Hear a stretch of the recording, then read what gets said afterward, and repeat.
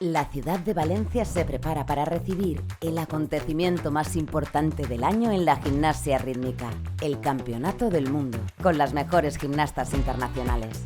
Queremos que este evento deje huella y darle vida a nuestro corazón.